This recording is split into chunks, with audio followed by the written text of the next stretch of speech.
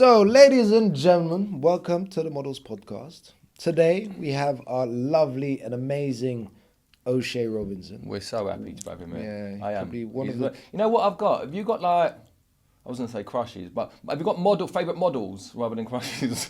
Where did crushes come from? Don't bend have you that got way, favourite John. models? Don't bend that way. Yeah. I have, and I was in there. He's He's in there. You are right. He's in the top 10 Maybe black it's I just male keep models. seeing him everywhere. Maybe that's why. It's too much promotion. It's just like, it's in there. He's turned into everything. So, O'Shea, thank you very much for being here. Thank you for having me. I am well. I am really well. Life is treating me well.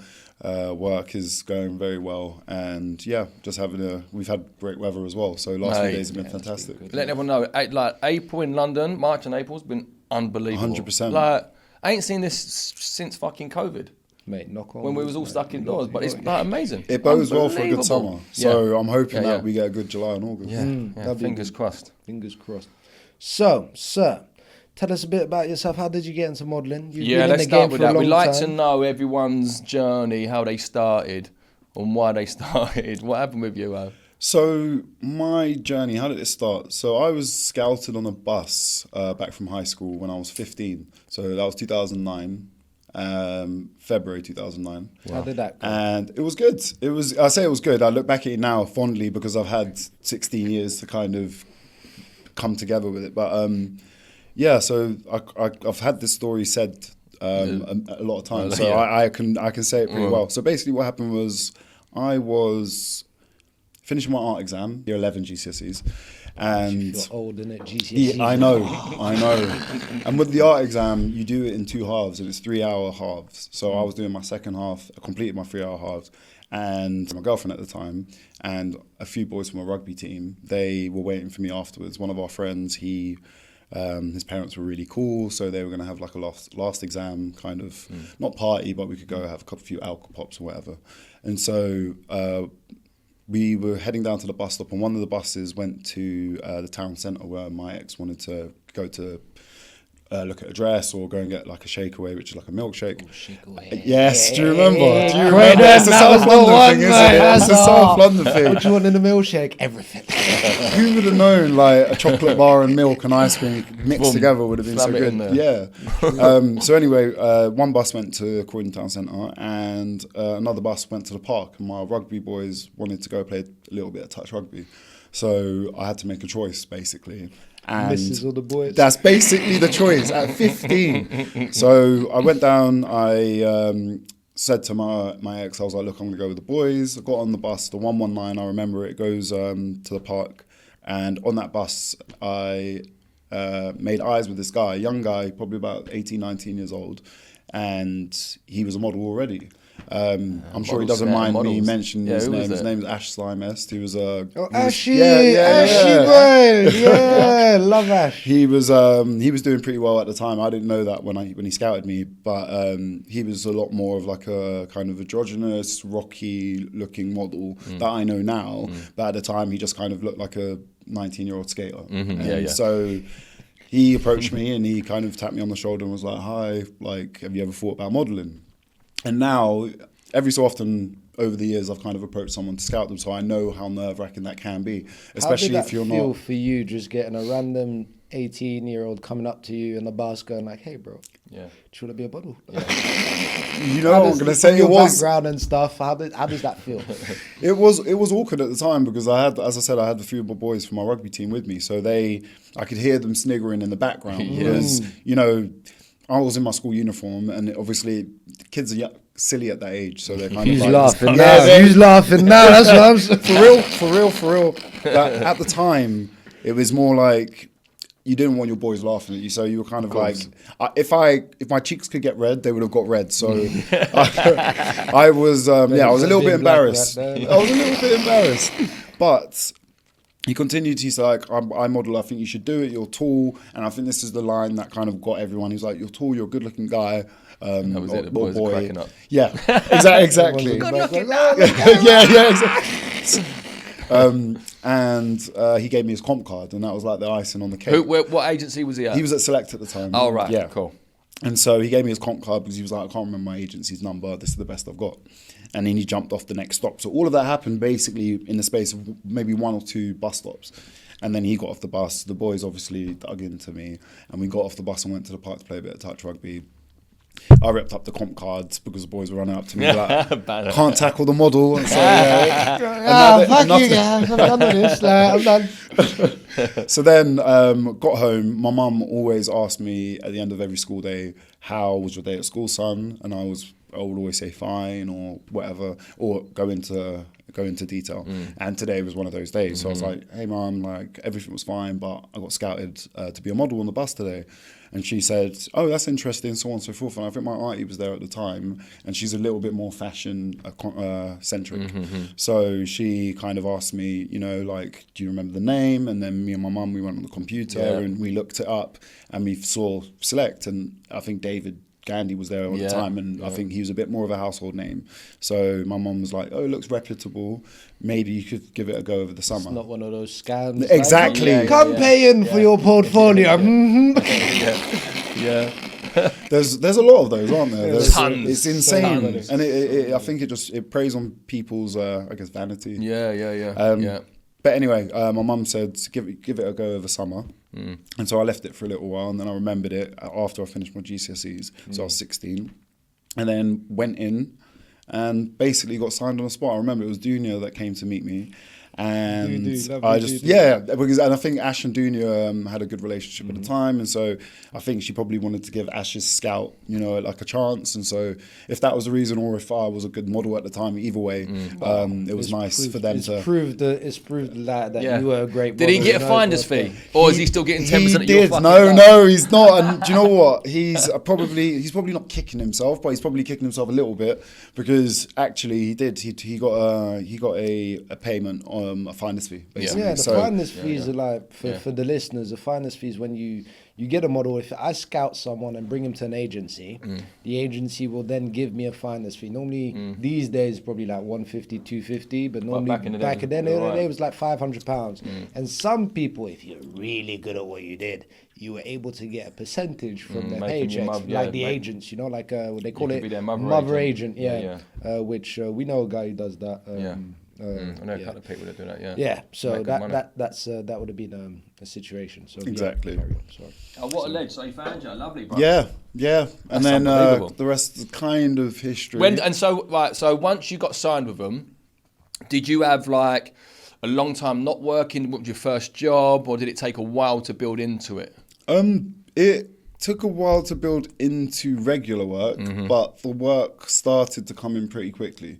So my very first job, I do remember it, was like my very first job was a job. It was off Brick Lane. It was a college student wanted to take a photo, and they designed some clothing. And I remember it was in like a And I remember baby faced. Went in there. Bob, I've seen it. Yeah, I've been googling. I'll interrupt you. I was googling to try and find some bad pictures of you.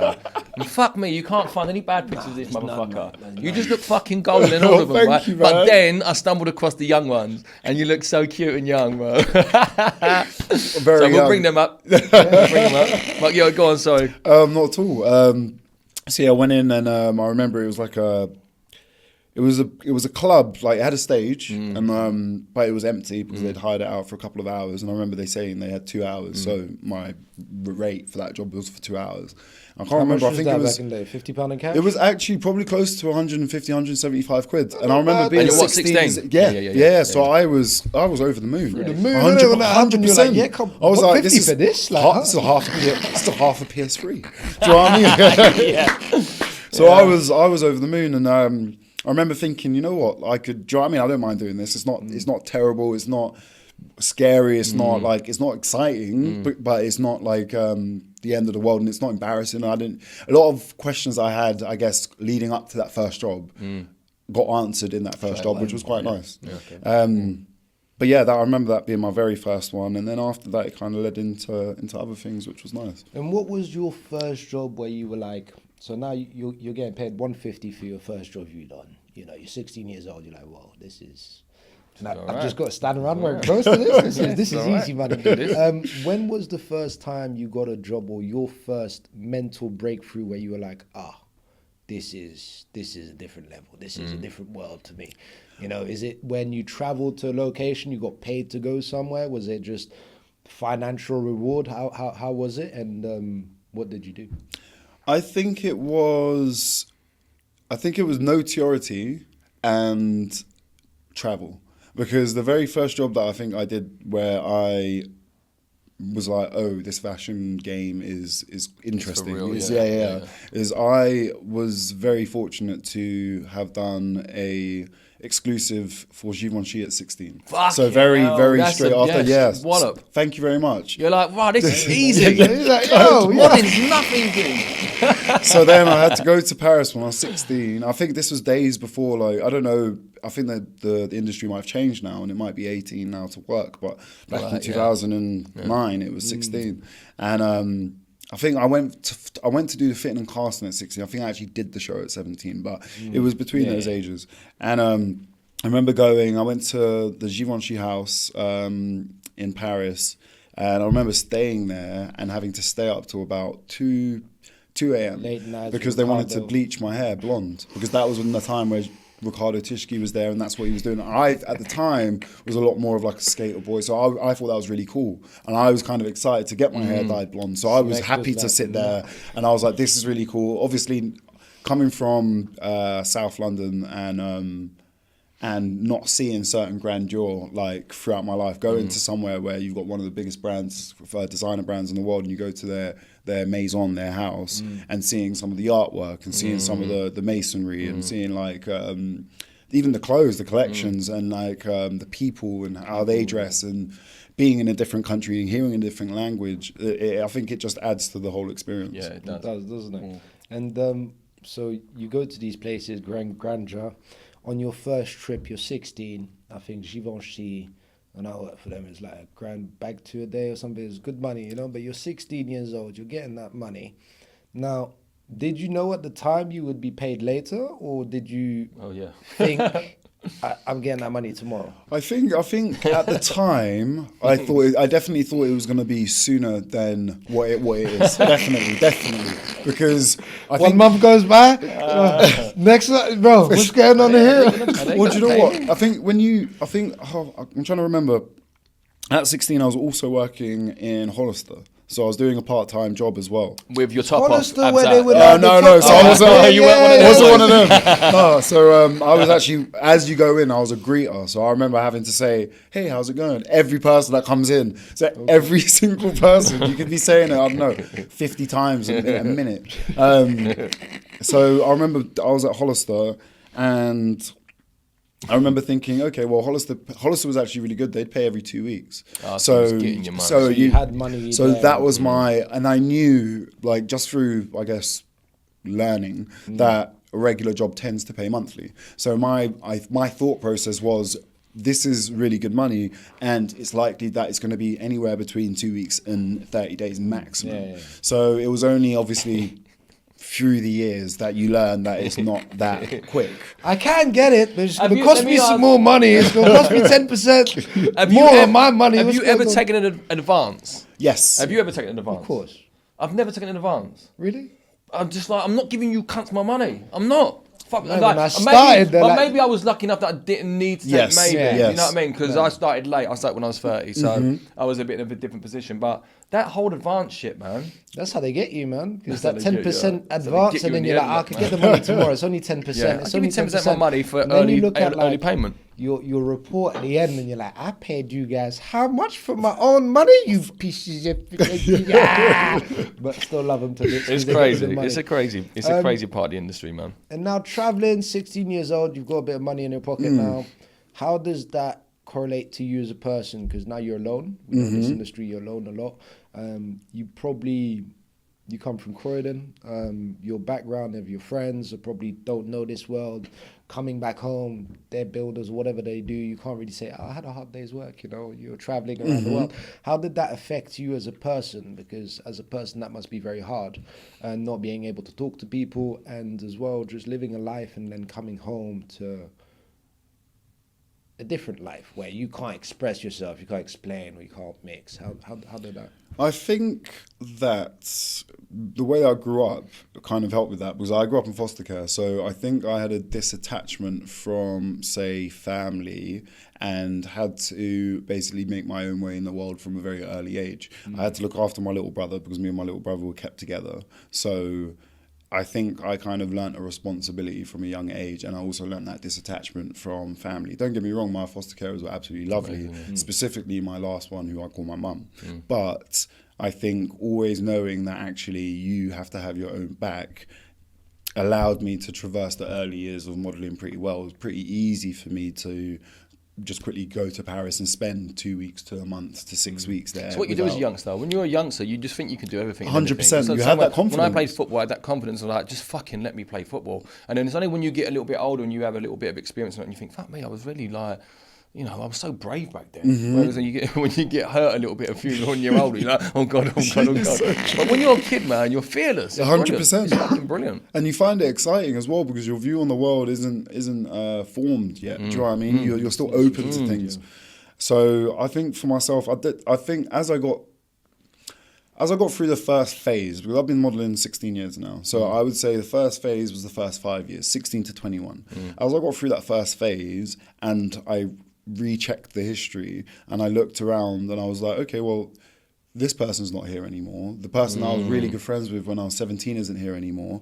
Yeah, I've made more friends, say, last year, but will they be here in 5 years? I think when you start to realise that actually you make good friendships, but you don't make friends, as in like friends that you can... Long-lasting friends. But the thing is, the friendships are long-lasting. I've made friendships with friendships with people that I can call up. Say, for example, I go to Belgium. I know there's a person in Belgium that I met back in 2014 that I can message and we can go for a pint. Yeah. That's a friendship. We can have a chat for a couple of hours. I don't know if he would invite me to a birthday party. I don't know if I'd invite him to my wedding. Do you know what I mean? So I'm a bit of a skeptic and I'm a bit of an horrible person, but I think we use each other. Right? But also at the same time, because I'm the same thing. But if I go to New York, I'm like, oh, I know so and so there, I know so and so there, and I'm a bit horrible. And I'm like, we use each other, but. We don't, because I fucking really like you, but we don't see each other much. But if we're in Paris next week and you're there, I'm like, yes, Ozil, this wicked, is it, 100%. Wicked. But same, like you say, you would like next weekend I'm having a roast with my family. Like, I'm not. You know what I mean? Exactly. I'm probably not going to call you 100%. week to week, but it's like we do. But it's a nice thing. Yeah, it's a nice really thing. nice thing, isn't it? Because you can go anywhere. Yep. That's the thing. I think because you travel around the world and you meet people from around the world, Fashion Week was one of my favourite parts of modelling because you met people around the world and because I was doing it from so young. And as people say, travelling opens up your mind. So if you're hearing different languages and seeing different perspectives and seeing people whose first language isn't English, try to make that effort to connect. It does open your mind up and it makes you want to explore their culture. Do you know what I mean? He might be from Slovakia, you might be from London, but you've met in Paris. You've found out something different than say the media's told you, and I want to go explore Paris. One of the best stories, and I hope he doesn't mind me telling this, is I know a model that was from Senegal and grew up in Germany and basically started modelling. And basically another friend from from Amsterdam, so he was Dutch, they met and they became really good friends during Fashion Week. He then flew to Senegal to experience said models like culture, and I thought, and the pictures that it was absolutely brilliant, and this was when he was 16, 17, so it was you're not even 18 yet, you're not an adult yet, you're still flying around the world somewhere you've never been before, and I think that's excellent. That's fucking brilliant. That's definitely a positive that comes from the industry, and I think definitely more so. I mean, this might be a overreach, but I guess it's from my experience. I see it a lot more with guys, maybe because that bromance is there. You can spend a week in a hotel with someone in the room next door to you, and by the end of the week, you're mates. Do you know what I mean? You're cool. You're really cool. But next time you're on a trip together, you're like, oh man, gee, let's go again. Like, But I would definitely say that as well, because I started modelling late. I started at 30, right? And everyone likes to say, said that stigma of like models are dumb, right? Models are fucking smart, right? They experience all these different cultures. They're fucking open-minded to everything. I was very closed-minded open-minded as a footballer. Like we travelled to countries to play football, but ultimately it was us together, and then we went back home, and that was it. And I had my friends in London, and that was it. And if we went abroad, we went to Marbella, where it was English people, or we went to fucking Faliraki, where it was English people. It was just English people plotted up in these places. And then I started modelling. And it was weird, first of all, because I was like, fuck me, now I'm on my own. It was weird. It was like, I used to be with like 30 dudes, now I'm just like on my own. So that was weird. But then also we go and do these like jobs on locations and whatever. And like most of the production, it's all like local people, bruv. And then you learn about these people. You learn about the food, the way they act, the way they talk. And it's like, it opens your mind, man. And it did. It really, I've been doing it for 15 years now, and it's proper changed me as a person. It really has. And models are smart motherfuckers, man. Yeah. You ask them questions like, yep, and I'm like, rah, yeah, cool. Do you know what I mean? Yeah, 100%. Yeah. And when you've been traveling around the world, what difficulties have you found then? So you say that meeting people has been a blessing for you. You've been able to meet people, make long-lasting friendships, but not friends, you know? So it's the different ways. Yes. But what difficulties have you found when you're traveling around the world? What yeah. I mean, there's a multitude of difficulties. I think when I was younger, I took risks a lot more, especially when it comes to travel. So in terms of the actual logistics of travel, turning up to your flight 45 minutes before the flight, even though check-in closes 40 minutes before the flight, and you're all sweating in a line that's about 50 people long. Well, I didn't have the queue though. I didn't have the queue. Things like that, or going out all night on a bender in Milan, knowing that your flight's at 5:30 in the morning. Do you know what I mean? How is that actually? Speaking of that, benders and stuff like this, because I've been out with you a few times. You know, we've had a few nights together. How is the alcohol, the partying, that environment affected you when you started? Over your midterm and now towards the end, because now you're lovely married. Again, apologies. No, not at all. Up. He's happy. I didn't show up again for work reasons. But what did that? How did that affect you throughout the start of your career to the midlife to the end term? Your abuse of substances. Yeah. Okay, so I think that I grew up. I grew up in South London. I grew up in Croydon. And kind of like that's like for real. And I also grew up in where what I aspired to be as a teenager was a lot more, say, rocky and a lot more, I guess, Skins like. That was the TV show that kind of I was growing up with as I was going through puberty. So like through I was 13, 14, 15, 16, I was growing up with a TV show that was of the culture, that was meant to be really cool. That's what the idea was. And that was obviously quite drug fueled. My mum was very adamant that, you know, like never touch it. And I never did. I was very into my sports when I was younger. So all the way up until 16, even when I first had my first cigarette, I would not touch anything up until that point. And I was out on a job in Hungary, and said model, I'm not going to mention her name, but massive now, bought my first pack of cigarettes. And I remember smoking one and being like, this isn't really for me, but you know, you're really cool, so that's why I'm like, having one. You're pretty sweet. I had another one with you. I can keep talking.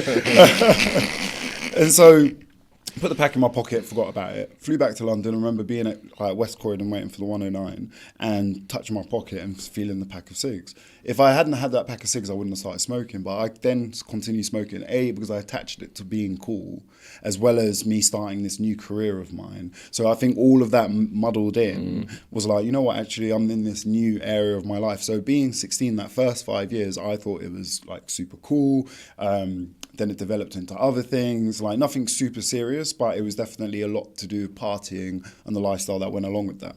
But I feel like as work starts to get a bit more serious, it can go one of two ways. You can either fall quite deep into it, and it can affect your relationship with people and your relationship with work and just you as a person. So instead of you getting up and being punctual, you're a little bit late because you went out a little bit later the previous night, and it just kind of is a snowball effect. Or it could be a thing, and again, I don't want to expose anyone, but it's kind of undercurrent in the industry. So it could also be a thing, and I don't want to encourage anyone, but it could also be a connecting thing.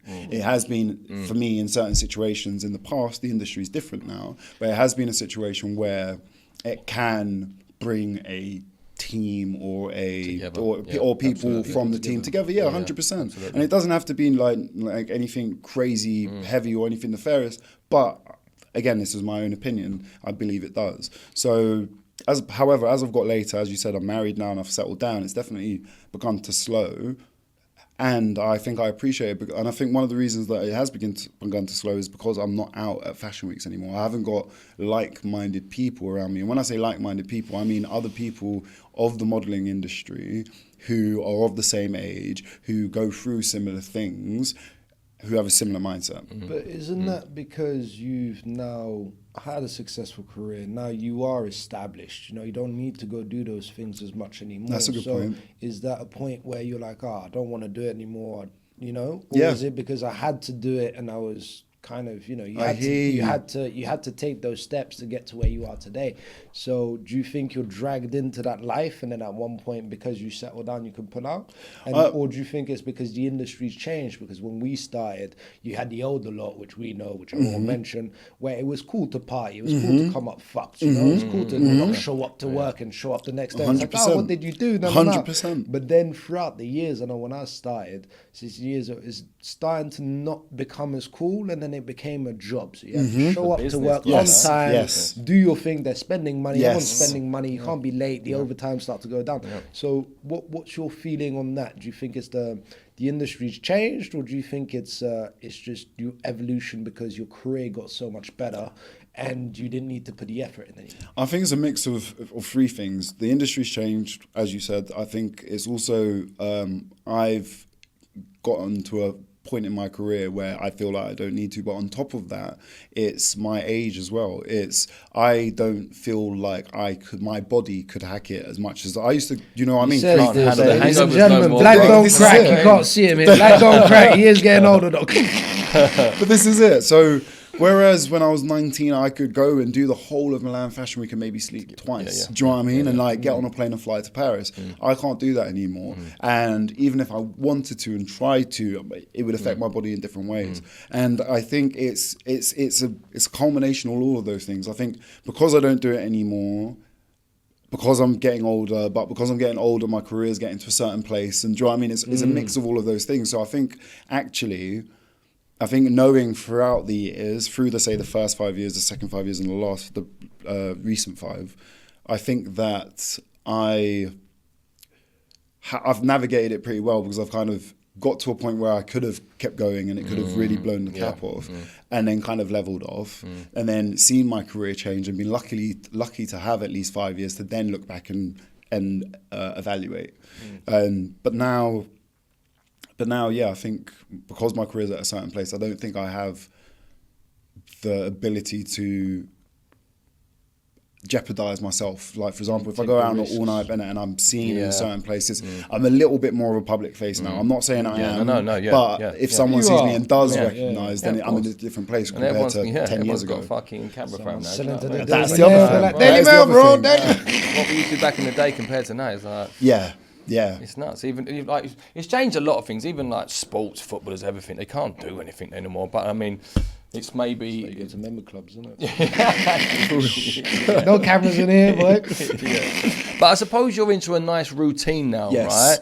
As even though you're a model and you can go here, there, and everywhere, you will still have a routine that's based within travelling and coming home and being nice and being in shape and looking after yourself, eating well and having a drink. So it's a nice routine. It is. Right? Because I have problems with these fucking influencers that have to keep influencing and making out their life. It's crazy. And it's sensationalist, it's extremist. Whereas people like you should be influencing these people where you go to work, you look after yourself, and it's repetitive. It is. It can be a bit mundane, a bit boring. I mean, I shouldn't say boring because you get to travel, but it is. It's normal. It is. You should be fucking influencing. It's not all glamorous. It's definitely not all glamorous. I always say it takes a lot of unglamorous to make something glamorous. Do you know what I mean? there's shoots I've done where it's like minus a few degrees, Bro. and you're in a pair of shorts, Yeah. and you're like, how does this make Look sense? warm. You're on the beach. Look warm. It's blue. 20 people behind the camera, all wrapped up with their fucking heaters and that. The And you're there with heat is your just pants outside on. there. The blowers that are there. Yeah. That's jokes. We did touch on it last week, but I said my worst job. But what would be your fucking worst job in terms of like something like embarrassing or crazy or stupid or whatever? Have you got like one that sticks out? I think worst job, actually, I would say is probably from the beginning of my career. So I reckon probably 2-3 years into my career, well, not even before I got into major shows. I did obviously Givenchy 16, 17, but then I came back and I still had to do the normal work. And I'm not sure you remember Graduate Fashion Week. Oh, yeah. Graduate Fashion Week. Some We did of one together as well, and I remember the one. outfits you had to wear. Oh, that's what they're making and then It's give it just, to you. Right? there was one where it was like orange on one side, like kind of like a mop material, Oh, they did. and a blue on the other side, and a fox's face. And I remember having to look like tiptoe in the mask because the shoes were all weird to try and look out to make sure I could see where the end was. So you just were at a fairies event, man. But then some of those pieces, I mean, some of them went on to do stuff. But then I had another one where it was like planks of wood, and I was walking, tripped a little bit of a splinter, and I just had to keep going. tear just running down my face. But yeah, no. And then in terms of like, I think it's the logistics of the job that tend to be. I've done jobs where I've had to fly, take 3 connections, just to shoot for 24 hours to fly back, and I think those things that tiring you out and getting there rather than the job itself. But for example, the cold or shooting winter in shooting spring summer in winter and vice versa is just So just for the listeners, in fashion, it's not the way you think. They shoot off seasons. The only brand that I've if it ever fucking known, looks sunny, it's not. If it's fucking looks hot, it's so not. the only brand that I know that shoots on season is actually Timberland, because Timberland actually shoot on season. But most brands will shoot the summer and winter, so you'll be in the freezing nuts of nowhere. Like O'Shea said, in boxers on a beach, and I'm like, yeah. Tidge, look would you happy, mind getting in man. the sea? Can you just do a few It's not that splashes in the cold. sea? It's not that It'd be cold. alright. We've got a towel for you when you get out. Fucking hell. Cheers, bro. and the towel's a hand towel as well. Yeah, of course I will. I'm fine. I will do it. Yes, of course. So all your trips that you've done, have you got any like mad stories from all the fashion weeks? Because you've done all the fashion weeks. I mean, basically. I've Have you heard had that- what was your best party? Because fashion week is a party, you know, is a party. So first I'm going to ask, best fashion week between all of them. So you've got New York, London, Paris my and Milan. I would have to say Milan. I would have to say because Milan. everyone's just there. Everyone bro. is It's like, there. The weather's good. The weather's fantastic, and it's consistently fantastic to the point where it's almost too hot when it's summer, and almost too cold when it's winter. Do you know what I mean? They got extremities, so you can be sitting on the Vigley, It's lovely. with a glass of wine, in a vest and shorts. You can't really do that anywhere else in Europe. Yeah. Paris gets warm sometimes, but it's a different vibe. And Milan's cheap. Milan's that's the other thing. Get cheap Milan is drinks. Milan is Yeah. cheap, and also the brands. They're Italians. They've got a bit of spice to them. Do you know what I mean? And they They look look that little bit more, you know, they're like the old school Savaro with Yes. a bit of the flavour, you know what I mean? Yes. Like you've got the colours and they like to be extravagant. 'cause Extravagance they is don't a mind key spending word. the money. Like in England, they don't like spending money. That's why we don't have any fashion shows. The New Yorkers, well, the Americans like their show holders, so they don't like to spend too much money. The French are French. And then the Italians just do it right. You know? Do it classy. So man, what's it been is. your favourite fashion show in Milan then? Favorite fashion show in Milan. Because you've walked for Well, how many, everyone. like, you know, so when you're doing Milan, what's the most shows you've done in a season as well? So in Milan, in one season, I think the most shows I've done is about 7. That's nuts. And that's over like 3 days, right? 3 or 4 days. That's So over you're 3 like, days. boom, boom, boom, boom, Yeah, you're yeah, everywhere. Mad. And some shows you're unable to do. So, for example, those are shows that have to be stitched in with each Yeah. other. Do you know what I mean? Like you're having to take a taxi motorbike to get to another That show. was jokes. So, And yeah, those things was like, yo, where are you? All right, cool. Let me jump on quick. Let's go. I'm here. All right, cool. All right, next Feel show. like a fucking It's not, superstar, isn't it? literally like a You're doing it. superstar. You're like, That's another everyone out thing. the way, I need to get to a show. But that's another thing viewers will probably not understand in fashion shows, which you could probably understand, is what is a fashion show for a model? Because everyone always thinks, oh, you're walking these shows, you're having a party at the back, you're having a party just after. So tell the viewers, how does it, or listeners, how does it actually work during a fashion show? So you obviously got to start with castings. You have to get yourself out there. So we're talking about Milan Fashion Week since we've all picked that as the best place for a party. You start with the castings. So you fly out. Best place for a party is Miami. I mean, for Fashion Week, for Fashion Week. So yeah, you get all the boys out to Milan. That's already a journey in itself. So you're flying, so everyone's at the airport, everyone's having a little bit of a drink before, you're on the flight, you're getting a little bit leery. Think about it, half the flight of the boys flying for Fashion Week is brilliant. Yeah. Then you land, the coach from Malpensa or from Linate getting into town is also a little bit of a party. Then you find out... the furthest one? Linate. Right, is it Malpensa? No, you're right, it's closer. Then you've got that other one, Boggy or some shit, that's even like they say it's Milan, it's like, it's not even Milan, bro, it's like fucking... It's like when you land in London and like Stansted, you're like, hey, yeah, it's not. So why is it have London before it's Don't ever go to that one. Sorry, carry on. So then you travel in, everyone gets off at Centrale, you find out where your hotel is, everyone splits ways. Then you head to your castings, you head to your agency the next day to get your list of castings, right? This was before phones, before emails, when I started anyway. The maps, you had to, literally, and then a bit of paper with all your castings and having to plan it out. You used to stare at someone like, look at him and go, you're a model. You going? Are you going? Yeah. You're not. I'm good. I'm with you. Someone would just come around a corner and you get the step. You're like, yeah. You'd be lost like that. You'd be like, he's going the right way. So then you get your castings. You might get a list of a few, or you get a list of many, you know. Some boys, they used to have 10, 11 castings in a day, and you'd have a driver that would take you around, which was always a godsend, because in Milan summer, that aircon is... You're melting. They were the stars, isn't it? They were the stars. Minute, they're like, no, you've got no. You walk into the agency, you had like your 3 castings or 4, and then you get these guys like, nah, I gotta go take a car. I've got Kenzo, I got da. You're like, yo, I'm here. It's so true. So then you pick up your castings, you try and map them out, or for the modern day viewer or model, you map them out, you go to your casting, and you do that for a few days, and you wait to hear back. And the waiting to hear back, you'd either drown your sorrows before getting your sorrows, so you'd have a little piss up and be like, well, tomorrow's the day, boys, I'm either leaving or I'm staying, let's go out. And how does that affect you? So, or not only, you're drowning your sorrows, but you're traveling around trying to get these castings, but you're competing with every other guy there, right? And how does it feel when you're there? You're competing with other people, and maybe a guy who looks exactly like you, because as models, we know there's 1,000 guys who look exactly like you. And you're at the job, and that guy got the job. And you're like, well, why? How does that affect you as a model? I think it makes you think. It makes you think of what. It makes you think the why. It's what could I have done better? And I think in a job where you What's can't. What's wrong with me? Yeah. What's wrong with me? I'm not pretty enough.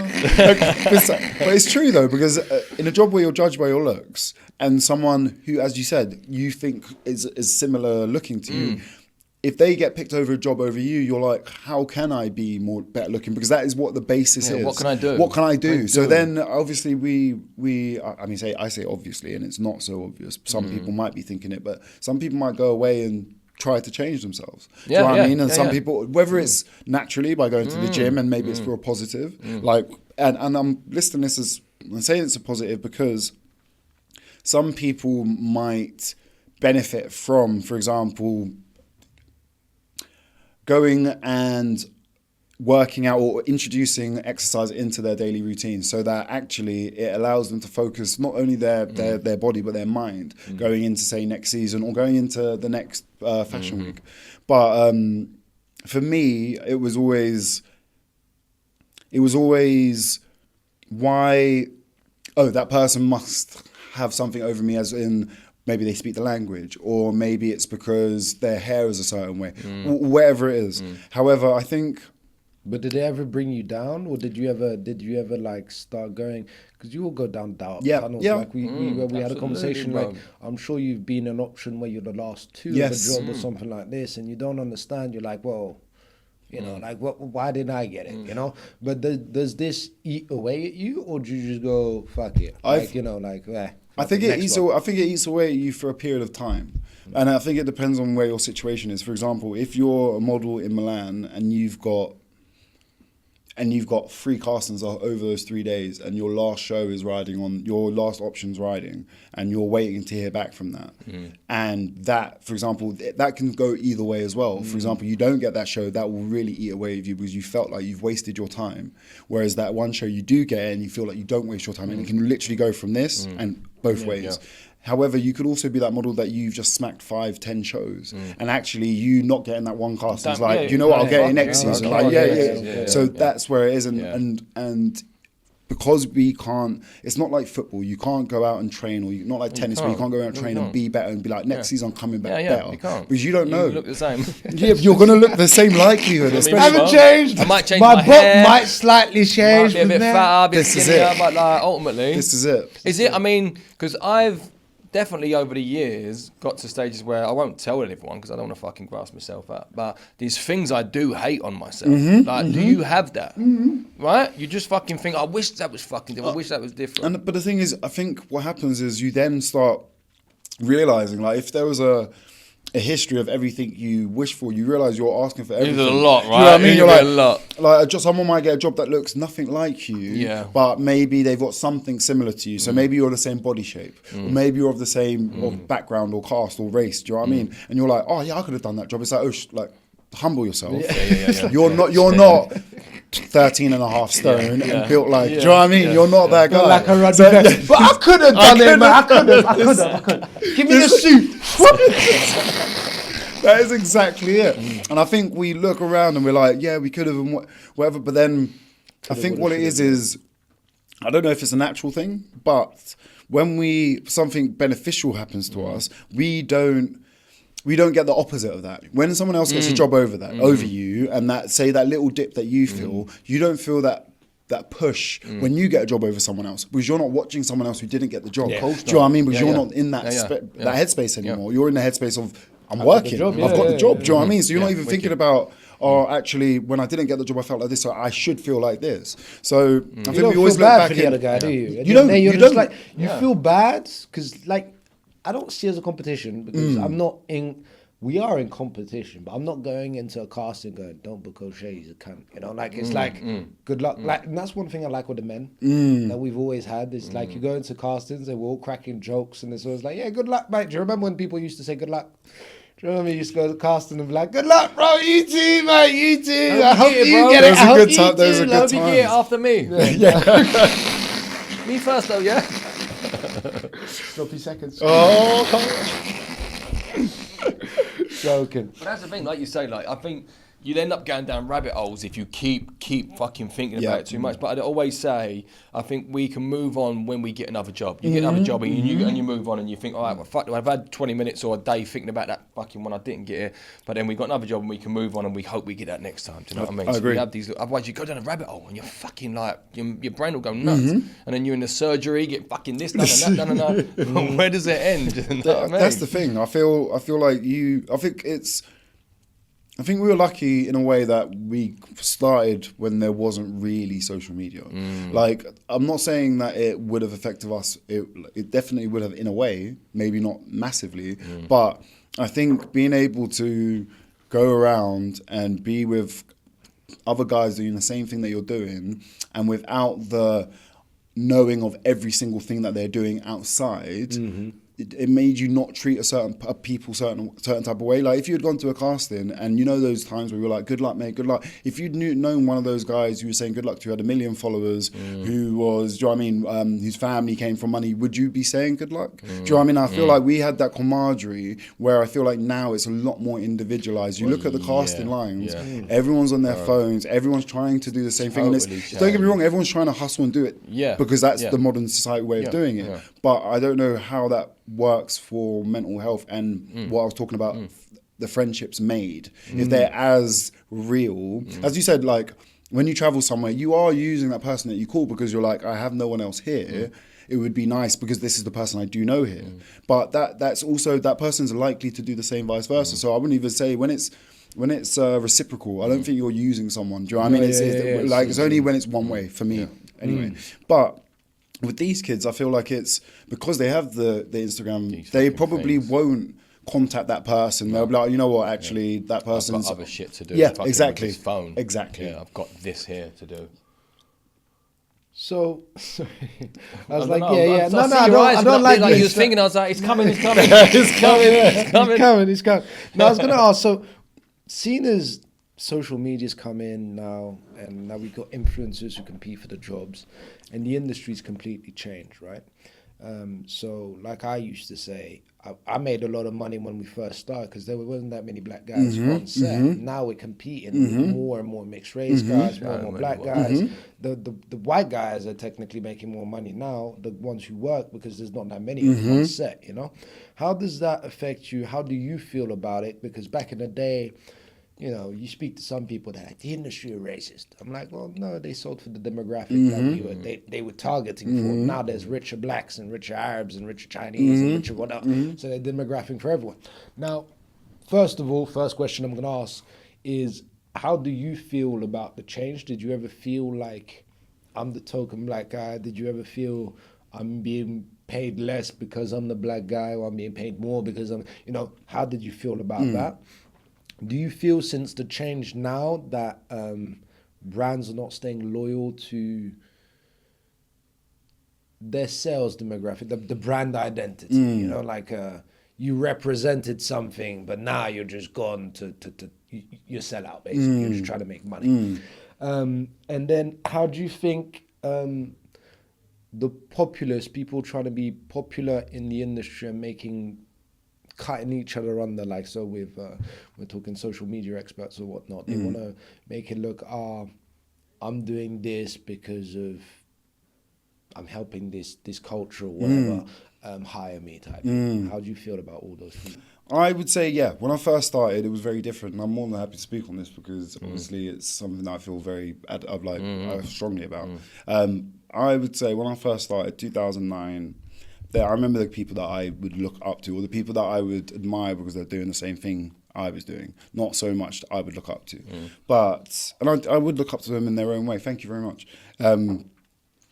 There was myself, there was Sasha, there was Corey Baptiste, there was David Ajboji, there was Tyson. there was Tyson, but he wasn't really doing it. There was Rob Evans. Yeah, you could count there was literally one or two hands. Right? Thank you very much. You really could. And it was like every show that like I would do, it would be one or two, and it was kind of like it was just to let it know. And I remember that being like very clearly because I remember I did a show with. I remember what I would say it was the kind of crossroad.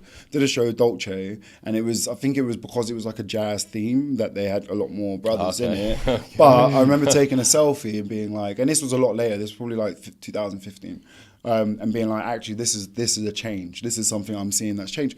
But yes, to answer your first question, I did feel like that, and I have seen it change. And moving on to your second question. No, so wait, back onto that first one. So on sets, how were you treated? So you do a Dolce & Gabbana right now. You knew it was the jazz season. I know D Squared did the same thing. It was that Yeah, whole I did little that. type of Yeah, series, you know. And on sets, because you've worked for some of the biggest brands out there, you know, and sometimes I'm pretty sure back then you felt like you were the token black guy there. Again, you got paid less than the next guy that's next to you. How did that make you feel? And did they treat you differently on set?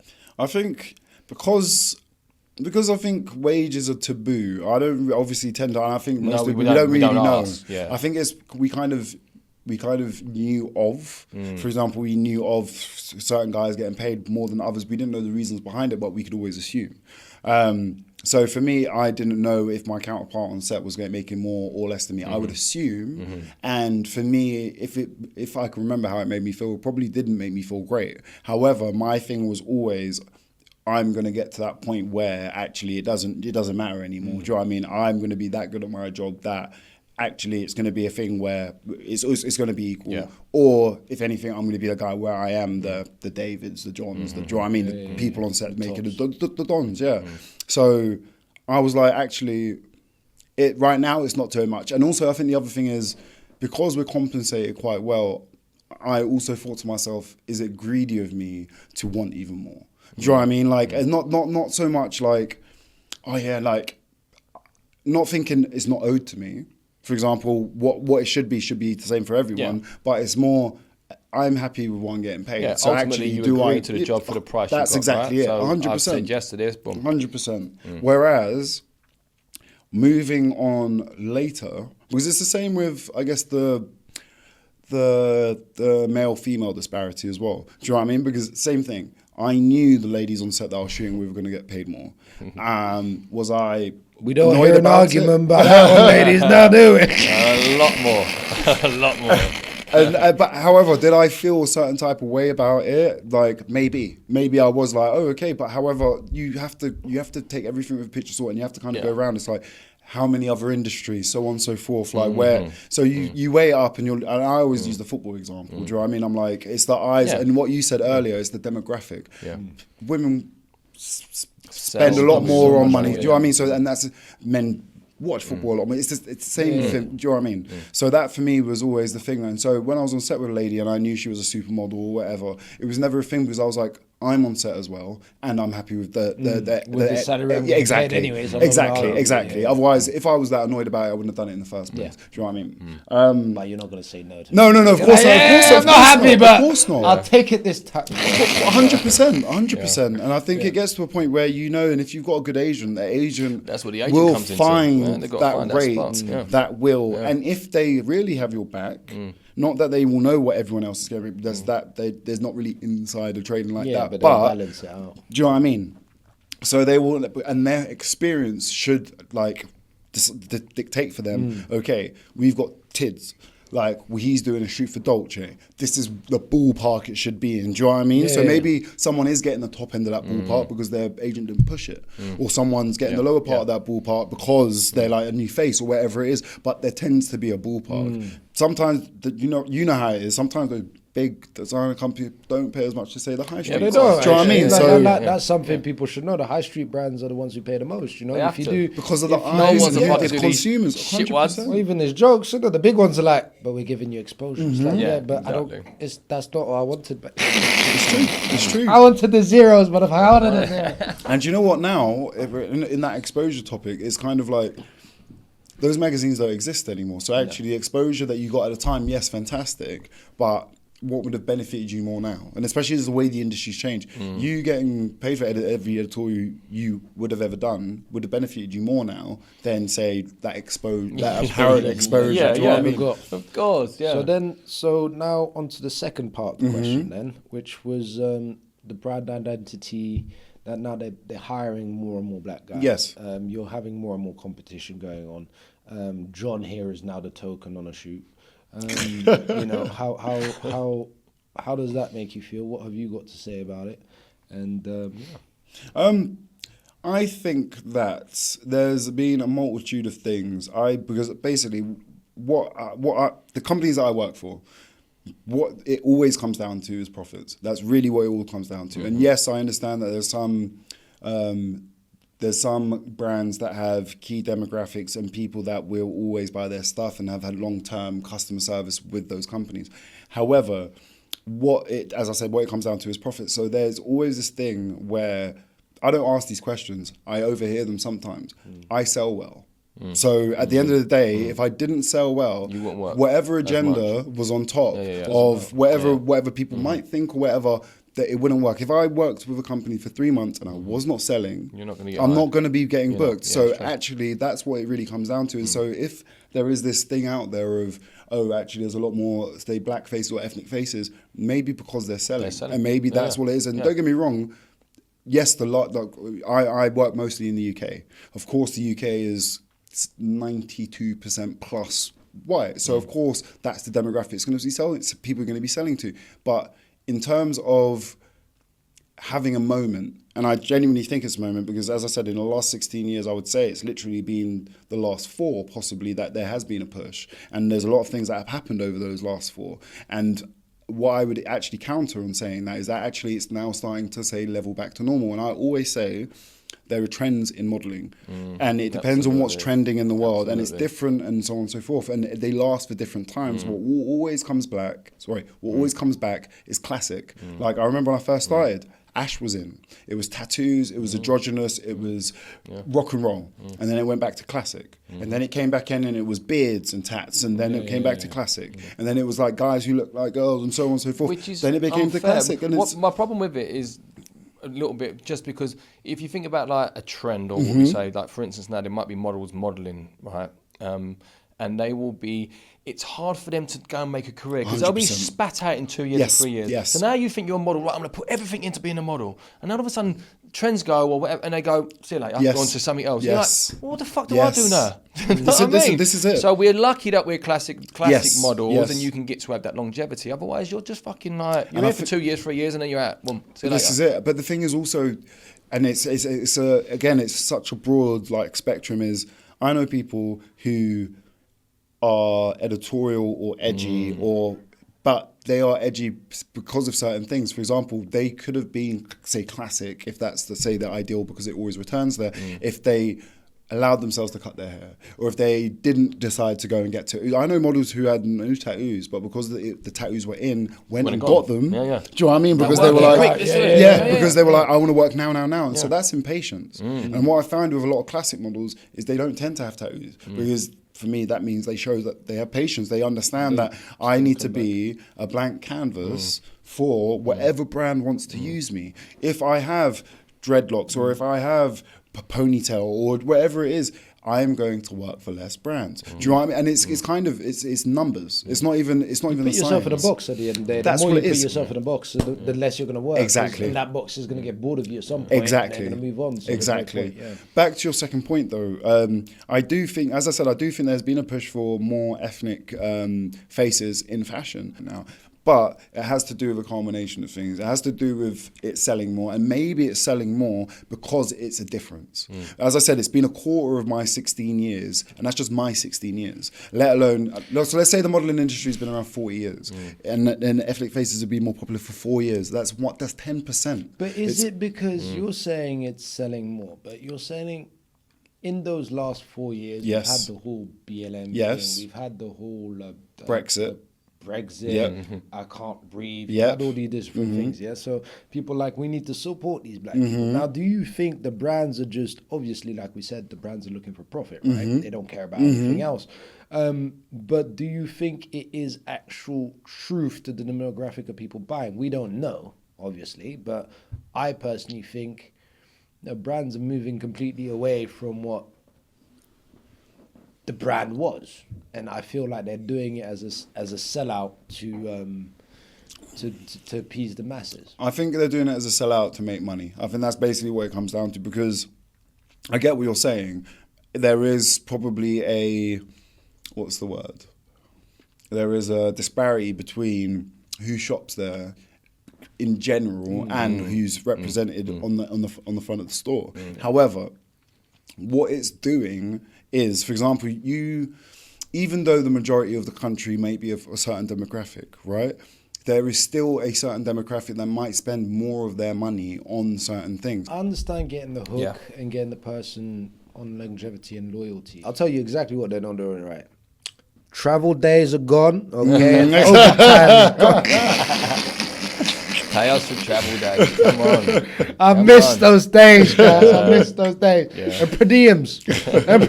Give me the per diems. But yeah, I think fashion is going in the right way, as in it's inclusive because the demographic is becoming more inclusive. So, for example, yes, certain places in Milton Keynes or certain places in Lincoln might not buy Reese, they might just buy M&S or they might just buy so on and so forth. But you've got to remember, and this actually happened to me yesterday. I went to an area that I wasn't afraid to go to when I was younger, but I knew that there was not a demographic there. And I drove through there yesterday with my boy Aaron, and I was like, oh my God, how much it's changed. The demographic had totally changed.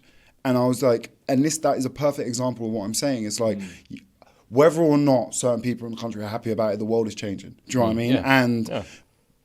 And businesses who want to make money have to adapt to it. Yeah. And so, for example, and you've seen the businesses, and I'm saying it's evidence-based, the businesses and again, I'm talking about America right now, who have removed those DEI programs or whatever, they're taking a hit.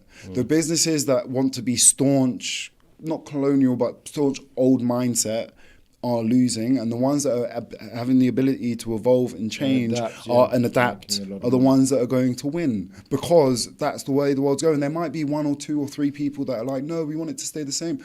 They're going to get drowned out by the millions, and that's what happens. Globalism. And it is. Look, for example, change and advancement. Look, for example, one of the examples I say is a brand like, again, we'll talk after, but a brand like On, right? I work with On, and they're a Liverpool-based brand that does like tracksuits, and they're coming up with new designs and so forth, and they're doing very, very well, and I love them. 2 brothers, absolutely amazing. But their demographic was always the Liverpudlian, like, average boy. Do you know what I mean? The 14-year-old that probably just lived on the outskirts of 100%. So they did it cost-wise for that reason, and they were using Ed Wilden. Do you know what I mean? And he's Manny boy, so a good like face and so on and so forth. And they did that for a little while, and then they introduced me. Do you know what I mean? And then sales started to rise again. No, but not saying it was me, but what I'm saying is you've introduced a new demographic. That's like, there's this black guy. Exactly. Fred Perry. Yeah, it's just growing up. Fred Perry, you weren't like Fred Perry. That's that white guy. This is it. Now you're like, ooh, actually. Thank you very much. And it's the same. It's the same across the board. Across the board, there was many brands when I was younger I didn't think. Top Man, for example, when I was young, was not a brand that I thought was for me. But as you started to see boys start to get represented, though you started to see the younger generation, because by the time I was 27, I wasn't shopping at Top Man, but the younger generation was. When I used to walk past Top Man in Croydon, I wouldn't see that much representation. Walk past the one in Oxford Circus, maybe because it was a bigger one, or maybe just because times have changed, you would. And that's the thing with fashion. It's like, because it's self-expression, people, whether you or not you can afford it, will still try to afford it, because it's the outwardly expression of ourselves that you can use without having to open your mouth. So if you're a nervous wreck, you can say something about yourself without having to open your mouth by putting on a piece of clothes. You put on a Burberry trench, that says something about you without you having to open your mouth. Do you know what I mean? And you put on a Balenciaga boot, or do you know what I mean, or a pair of sunglasses, that says something about you. That, without having to say nothing. I see you. I'm walking that way. And that's why I think fashion is very different to a lot of other things. It's like, you can have someone who lives on an estate and goes and buys a Gucci belt or a Gucci hat or a Burbs jacket, or vice versa. Someone who's worth millions go to Uniqlo to get their fresh pack of 4 white t-shirts. You know what I mean? And that's what it is. It's a good industry that we work in, and because it tends to be accessible for all, and I think it's becoming more accessible for all. Example, On. Do you know what I mean? They looked around and they were like, we want to make this affordable for the average northeastern boy, and they have done that. And now other brands are having to pay attention, because they're like, actually, certain margins might not be achievable anymore. Maybe we need to bring our profits down so that actually we can challenge. Otherwise, we'll lose everything. Do you know what I mean? Yeah, brilliant. So now I'm just going to ask you quickly. You're drinking a nice little red wine. What is that, and why is that your drink of choice? So it is a Cabernet Sauvignon. Yeah, perfect. So it's that or a Pinot Noir is my favourite type of red wine.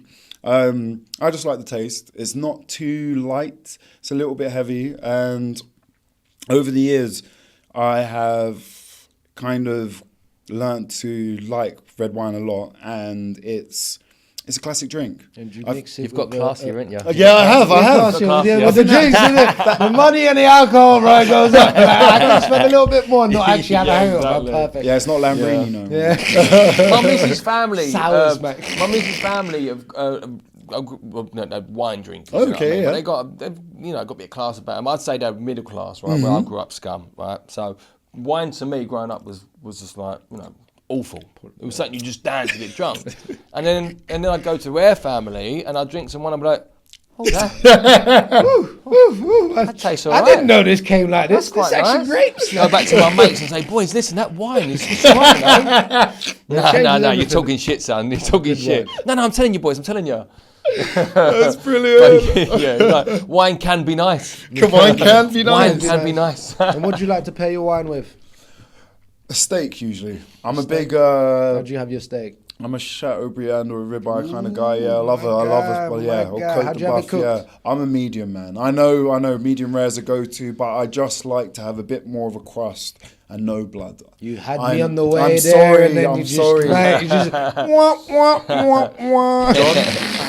What's your cut? I'm a ribeye, but I'm getting rarer and rarer. Oh, okay. Yeah, as I'm getting older, maybe. I don't know. best. And I'm You're eating learning loads of taste, mate. steak lately, loads, man. Indoors, Yeah. I'm just always on the steak. Are you? And you know what it is? As I've got older, I can't. This is like to keep my abs. Still Yeah, got abs yeah. at 43, bro. Do you know Yeah, what I no, mean? but you're a different about it. beast. You still don't work He's out. a different fucking beast, hard no, but work, he's bro. a different beast. So now I'm man. just like I'm eggs and fucking meat, bro. That's what I do. But I'm a ribeye man, and I'm just getting like yeah, bit of butter, Okay. make it brown on the outside, and then it's ready. I hear you. Bang some eggs in it, I'm done. We need to go for a steak. There's a lovely steak restaurant You on got a Shaftesbury place? Avenue. Yeah, Yeah, yeah. let's I've do it. got some It's key called Marcello's. restaurants to bring you, mate. And then Yeah. you're talking about going out, your missus. I've got a sick restaurant to take you. It's Murder Express. Ooh. East London. Yeah. It's like an interactive restaurant, Michelin star. I think it's £75. Fuck all. Yeah, yeah. Three-course meal. You just pay for the drinks. It's like being 1920s on a train, and it's all interactive. So they act out the scene. You know, I murder like on a that. train. The start of your murder acting mystery. career. It's murder mystery basically on a train, but I you're like- interacting with the actors and shit. The food banging, Nice. and it's absolutely amazing. And you need to guess. So or you have your beef on your own, or you mix with random people. Okay. I mix with random people. Wrong, they were French. So they're like, what's going on? I was like, at the end, I was like, you know what? I'll speak French no more. All right. So, O'Shea, you've had your journey Yes. through the 16 years, you know. How long you been with Nix? Me and Nikki, 13 years this year. 13 years. Wow. So Yeah. throughout those 16 years, you know, you got with her 3 years after. You're traveling around the world. You got all this money. Like we said earlier on, you're surrounded by substances, we'll call them, for the better part of the word. And you're Opportunities. traveling the world surrounded by, you know, we're in this industry, you're surrounded by beautiful people. People, you know, coming from where you are, you're like, what's going on? So how did that affect you, not only in your relationship, because that was for so long, but you mentally going to live all this life with the party and this whole thing, and then coming home, not speaking to anyone, or even experiencing it all on your own. You know, you're, I don't know, what's the best country you've been to in the world, and you're there and you're on your J's, and just like how is all that feeling for you? I think in the earlier part of my career, it was exciting. I think it was because you have that young mindset and you're like, I'm happy to travel, happy to go abroad, I want to see the world, so on and so forth. But as you said, once you get into a relationship, it doesn't become hard. It becomes harder because you miss each other, but also, as you said, you're surrounded by beautiful people, and you're also partying all the time and so on and so forth. So there are tensions, but I think it's just understanding, you know what, actually all of this is, it's not a facade, but it kind of is. Do you know what I mean? It's like, Yeah, as you said, yourself. it's kind of like you're living It's a an life. act. And It's an it act. is, It's it is an act in a way. I always say that the closest job that we can compare our job to is actors, just Yeah, because... absolutely. We're just actors that don't talk. Yeah, I was going to say, Exactly. we That's have the such a bar. easiest job between all of them. We don't have to talk, we don't have to learn lines. that's We it. just No, stand around wearing clothes. Shh, Yeah. shh, shh. Okay, sir, okay, I'll do it. So on your relationship, because you've been with Nikki, amazing woman, okay, to the bits, love her to 100%. bits. Yeah, she's a G. She is. How has that affected your relationship between you two? Because, you know, you're traveling, you're far, again, beautiful women. We've all had our problems, our demons coming in and whatsoever. How have you dealt with it? How has it been for you two? And yeah. I think because my wife I think because my wife works in the industry, it made everything a lot easier. And also my wife's a bit older than me. So I think her understanding of the industry, her being in the industry longer, understanding how models' lives work, made it a lot easier for me. I think if there was no similarity between our work, she would... And this is guesswork. Oh, innit? 100%. And you start thinking, oh, That's no, where he's it fucking goes. with supermodels Hell here, with that supermodels shit. there. 100%. He's having a booze up. 100%. Fucking hell, what's he doing? Where's he fucking hell? Don't get me wrong, though. I'm 100% sure those thoughts pass through her head. Do you know what I mean? It's Definitely, natural. it is natural. But I think because she knows okay, this is how it works. He's going to be away for a while. He's going to, I think we got past that and got used to that very quickly. And not every model travels a lot. So there were times where I was in the UK a lot of my clients were in the UK, but then there were other times where I wasn't working in the UK at all.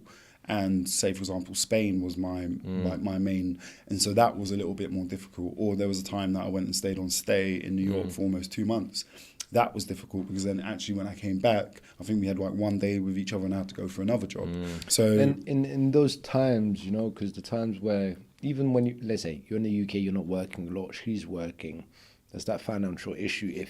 If of course you're not in a situation where you've worked a lot and you got the money coming in, but like we said, you get paid 3 months later or whatsoever, she's working, the money's coming in, how is that affecting you mentally, you know? Because at the same time, she's there, she's bringing the dough in.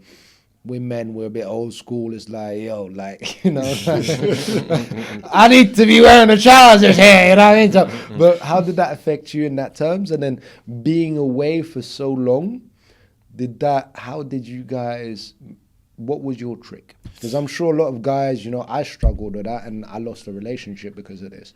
I wasn't able to fight through. And I'm sure a lot of people want to know how you succeed in fighting through those difficult times, those traumas or whatever, because as well there's a lot of other traumas that must happen in between the relationships or very difficult times that must have brought up. How did you guys manage to go through that and be as strong as you are today? Well, I think in terms of your first part of the question, in terms of wearing trousers and not working when she's working, I think that was probably it was opposite to how probably most people would think. I think it was a blessing that I had her there for those times, because I think that's firstly where a lot of models tend to give up on their careers when they haven't got that support, because it could be an ego or go thing. a bit dodgy or go drinking or alcohol. You need exactly. that strong person. 100%. Really she do. kept everything level. She kept everything structured. Every time I came back home, well, she also kept me humble. Do you know what I mean? She was never blowing air up my backside. Like she would always bring me back down to earth. And it wasn't straight away. 100%. I would say I was definitely a lot more aggressive and bullheaded when we first got together. I was young.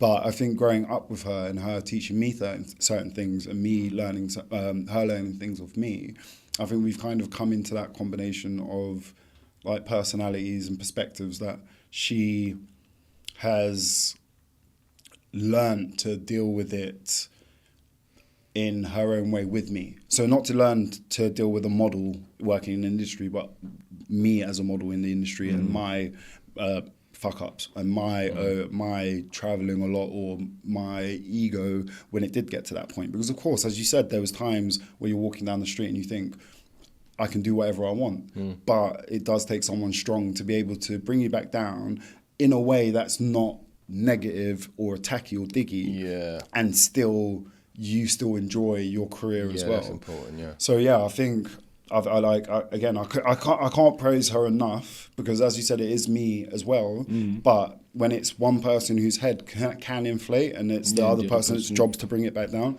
you have to give props to that person bringing it back down, because if it was me by myself, deflate in my head by myself, then I would give my props to me, but it wasn't always me. Do you know what I mean? I think most people who are in that position are likely to say it wasn't always them, because it's very hard for your head to keep inflating because of the environment that you're in, and for you to have that self-control to bring it back. Not saying that those people don't exist, but I'm saying it's extremely hard.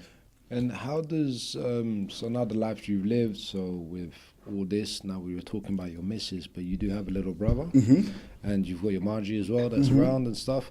How does your life correlate with them? Because well, they've got nothing to do with your lifestyle. They've got nothing. Now you've become great success and stuff like this. How does that correlate back at home? Is it easy? Is it hard? Is it even with your friends? I'm not just talking about family, but even with friends. Do you still see friends from back in the day or not? So in terms of my brother and my mum, so as I said earlier, growing up in foster care, I think I had this disattachment from family, and I see it as a blessing and a curse. Of course, when I was younger growing up, I would have loved that. I call it pure support. My mum supported me in everything I did. She supported me to the point where she came with me to my college in Richmond to tell my headmaster that this is what I wanted to do and I didn't want to go back to college. Love that. And and my mum was so adamant about getting an education that when she was like, son, are you sure this is what you want to do? And I said, yes. And then she said to the head mistress, okay, my son's going to pull out. I was like, that's my mum having my back. Were you making money at that time? I was barely. As I said, I've probably Barely done that money. 175 quid job. You wanted to do. But it's what I wanted to do. And my mum... Respect to your mum. 100%, That's a lot, 100%. mate. That's a lot, especially Mums from their love days it. as go on, well. man. When mums have your back, it's a fucking amazing. Exactly. No, 100%. Because had my mum said, no, son, I want you to focus on, I would have taken that choice. Yeah, do you know what I of mean? course, And like, yeah. maybe I would have been bullheaded about it a little bit, but the fact she was behind me made me go into it even more. Yeah. So 100% from my mum. My little brother, different story, because Is there jealousy in that? Because 100%. you're blood brothers, aren't Yeah. you? So it's like, why has he got the opportunity, not me, so on and so forth. So how are you guys dealing with that? How have you dealt with it over the time? And how is your relationship now? I think me and my little brother, when we were growing up, we had different qualities and attributes, right? So I was taller, I was more athletic. So those attributes tend to lead you down a certain path. It leads you into sports. Sports leads you into teammates and teamwork and Socializing. socializing, all of those kind of 100%. So all of those things kind of culminate you into the person that you are. But then when you have a little brother who wants his own attention, right, and he is not naturally as gifted in certain things. Don't get me wrong, my little brother was quick. He could have gone into sports in a different way, but I think the attachment to sports being like, well, O'Shea's gone into sports. If I go into sports, then I'm just going to get drowned out by O'Shea. So what's the I want point of my doing own it? identity, I want my own person. Exactly. I don't want to be under his wing, so Exactly. on and so forth. Yeah. So I think that probably was a little bit of a Friction.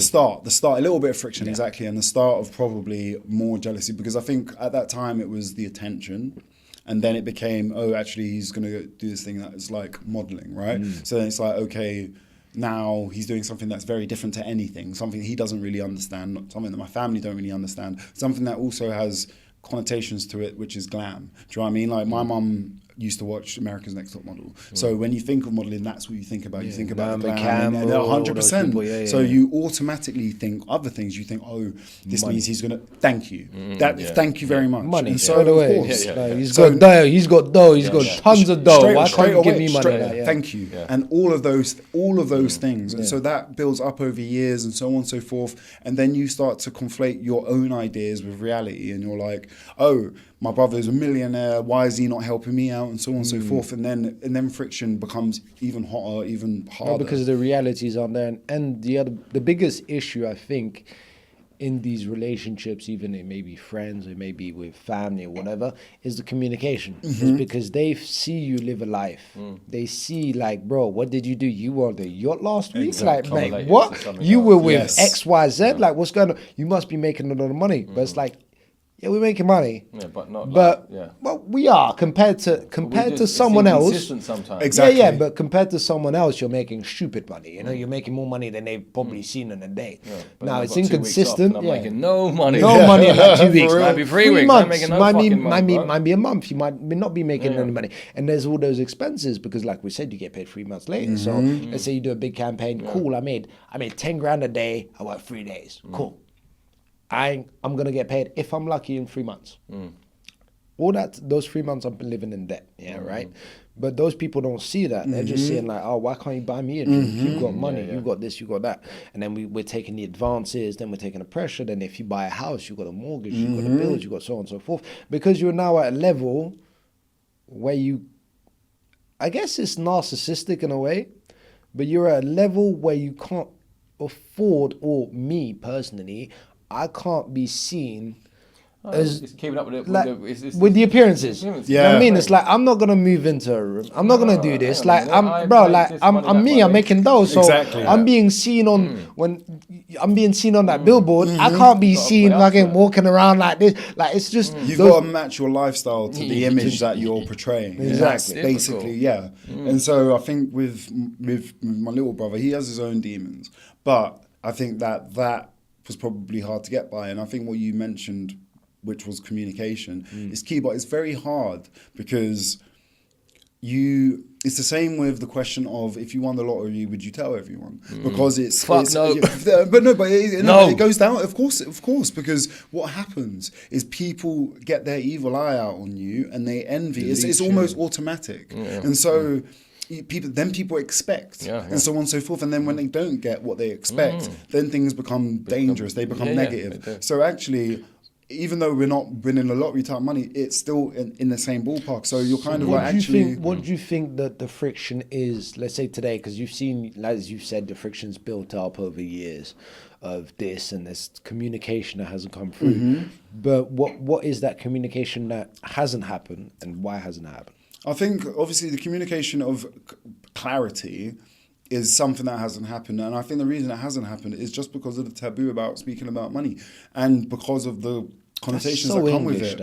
I don't mind talking about money no more. The thing is, my mate told me, it's like, if you want to make money, you got to talk about money. And I was like, I don't like it. I don't like it. It's like, mate, talk about money. And now I'll talk about money. I'm like, fuck it. The thing is, it's the people who you're around that you talk about money to, that's the important part. Because if you have someone whose mind isn't ready for you to explain certain things to, then it's the same thing. They get it conflated and they're just like, okay, well, actually, if you're there, then you've got more than enough to help me out. So so why aren't you? And then it's so for me, I've kept that separate. I've kept that very separate.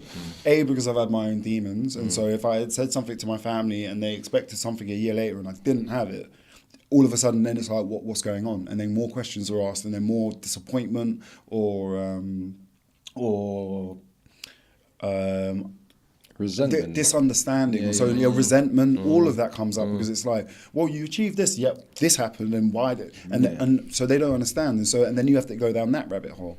I found it much easier to separate the two and keep it with someone I know understands it and understands me, and which is my wife. Yeah. So for me, keeping it in that much closer proximity, it allows me to manage it better. Do you know what I mean? Because I know that there's certain mouths that aren't speaking wrong or falsehoods. Well, there's bullshit everywhere, man. There's haters. Was it? Yeah, there's haters all over the place. I forgot what the Drake song was. I hate Drake. I hate Drake, so I don't know the song. Now, and he likes him. Fuck you, Drake. Anyway, so go on. All right, let's go to, do you like being a model?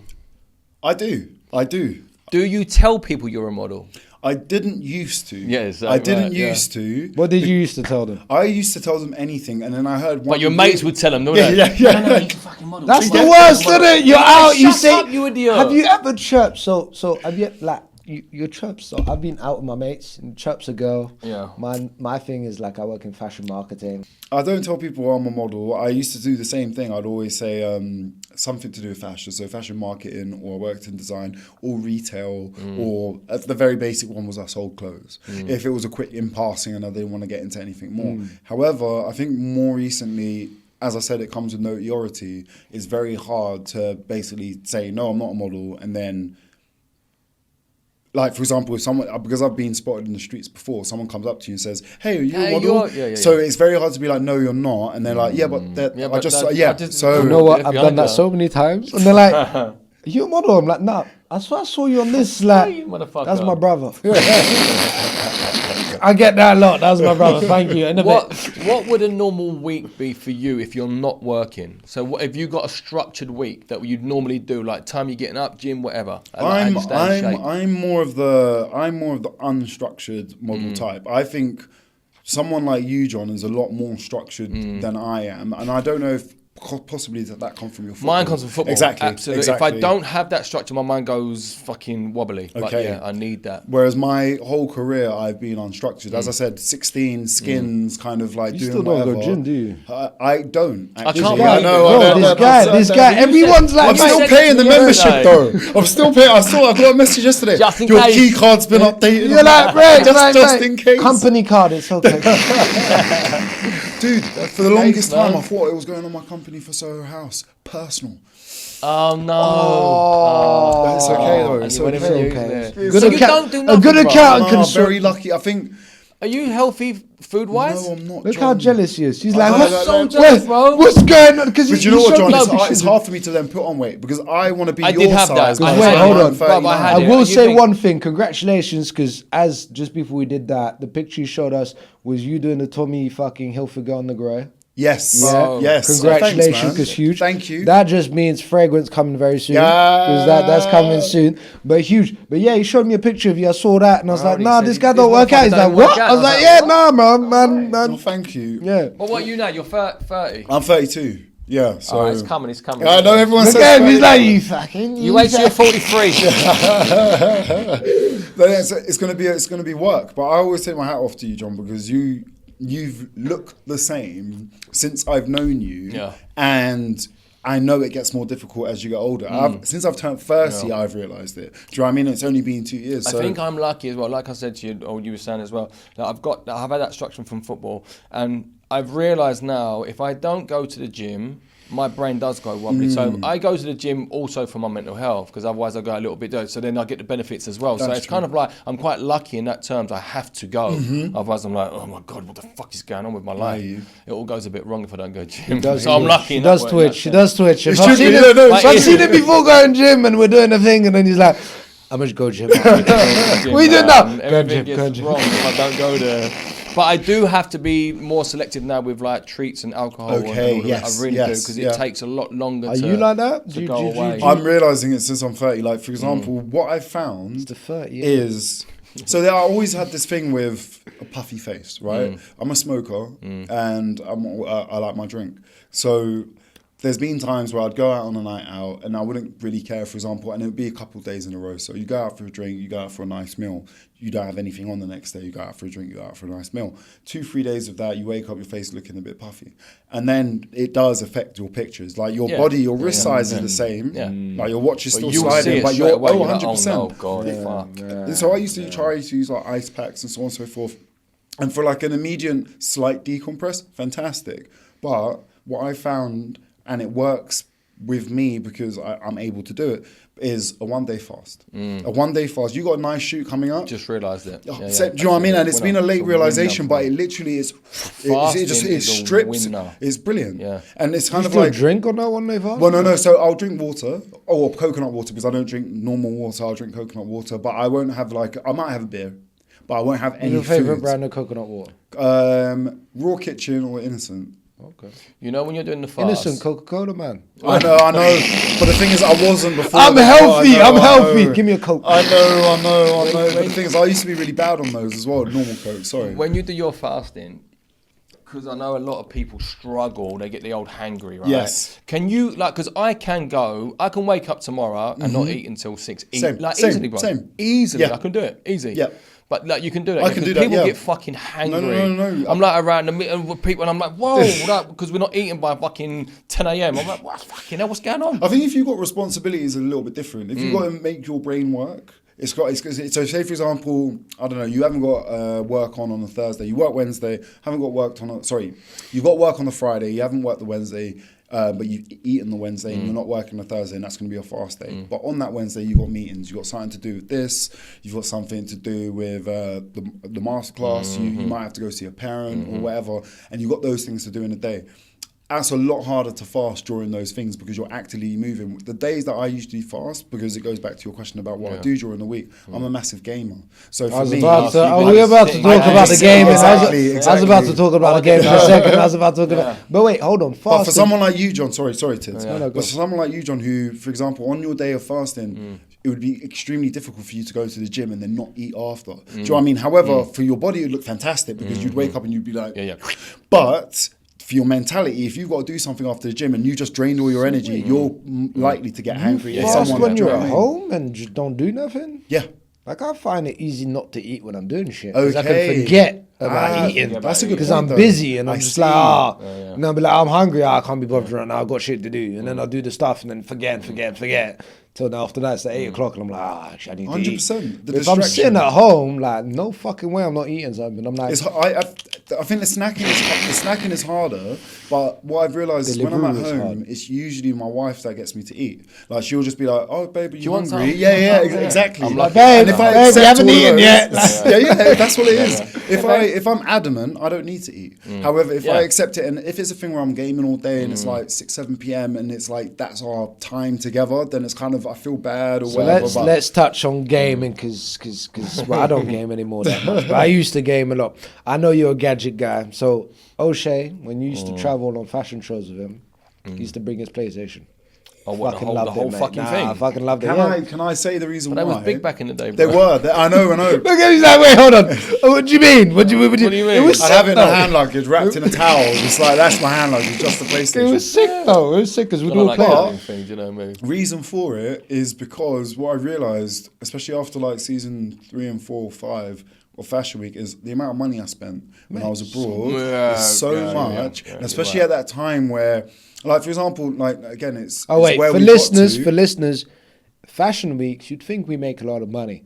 But models have to pay for their travel, have to pay for their hotels, have to pay everything. Everything is we pay. Exclusive, you don't pay, but you're getting paid fuck all. So you don't really want to be exclusive. You want to be thinking. And then you're spending on booze and alcohol. Booze and drugs and whatever. And don't get me wrong, some of the places you go to are super cheap. I remember buying a bottle of wine at a Carré 4 in Paris for like €1.80. Do you know what I mean? And that was back in 2010. Like those were good, and it was good wine. It was a good days. Yeah, it was good. It was the good days at the true. Adagio Hotel. Spain and Paris. Little sliding doors. 2 boys on that side too.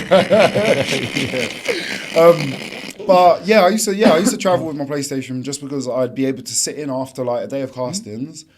I could just get back to hotel 8 p.m. if no one's going out, and I could just sit there through the night. Some of the boys would come back to my room. Yeah, of course. Bang some FIFA, bang some Call of Duty. No one's going out. You'd order a pizza. You're in Italy, so it costs you €5. You're not. You go out, however. Fucking chill, brothers. Banging, mate. You go out, however. Now each of that 4 or 5 of you are spending €50 to €100 each, and next day no one's being able to take a taxi because you've got an urgent casting or callback to get to. Mate, you should have charged guys to come fucking play PlayStation. You should be like, yo, Well, that's what I mean. 20 euros a stay, bro. 20 euros a If you had like the social media involved and all the models doing, You'd be streaming. People making money. money. you could have made money, bro. 100%. So on that, always love the fact he plays PlayStation. I was like, yes, O'Shea. So, what games did you play today? At the moment, I'm playing a game called Warframe. It's an old PlayStation game. I say it's old. They update it regularly. But it's a game that I've been playing for about a week, and I'm enjoying it. It's a roguelike game. It's first person, but it's just a game that because they continue the updates, it means it's something that you're never really bored of. Yeah. Obviously, I was a massive FIFA player back in the day until it changed to EA Sports. Were you ever on FIFA? I was ISS. Back in the day, International Superstar Soccer. Oh my god! But were you ever on? I was sick at it, bro. Oh wait, no. Were you on FIFA? Were you as ever in a player on as a FIFA? character? Mate, we need to do a game with that on it. I will buy FIFA 2008. Bro, that'd be fucking hilarious. As well, you know, Championship Manager. No So my way. mates would always buy me, and then you know sometimes the fans are booing you for your signing. He's not performed. He's not turned up. You ain't doing this. You ain't doing that. I'd be like, sorry boys. Sorry, That's boys, brilliant. Sorry. My mates would always buy me. They're like, Oh. John, you got me sacked. That's I'm like, fucking hell, it's normal, mate. It's normal. I love it. Sorry, go on. All right, cool. What about you like with travelling? Do you like flying? Are you cool with that or not? I am. I You're remember, alright, however, January 2020, so just before the pandemic. I remember hearing like whispers about the pandemic, but I remember thinking I could happily take 6 weeks off work full stop due to the travelling. 3 months of COVID, couldn't wear to hear that seatbelt sign. Oh, I'm telling you, Bob. And then when we started travelling through COVID as well, at certain point it opened up and whatnot, and the airports were empty. It was brilliant. It's a blessing. Mate, You felt like you were COVID. chosen. You know, people were hating COVID. I love COVID. it was a Bro, I was traveling around Europe in my camper Wow, van. Yeah, no. I was getting jobs flying back. Like they're like, "Where you flying? Where? There's no one there." I was like, "I'm lying down. You're on the planes. There's no one. I'm taking the free seats. Cool." Like, That's Here's it. my Little certificate, like my little badge. we're easy, mate. We're easy. Do you ever take any drugs doing flying? Oh, okay. Not drugs, I mean like sleeping things. One time, and it was someone who gave me an Advil Plus. Yeah, So that was anyone good. who got Advil Plus knocked out London to San Francisco. It was 11 hours like done. that. Slept before the plane took off. Woke up on landing. Bro, like that's the best dream. feeling ever. That is the fucking dream. No, even Tiju's looking at me, he's like, bro, how?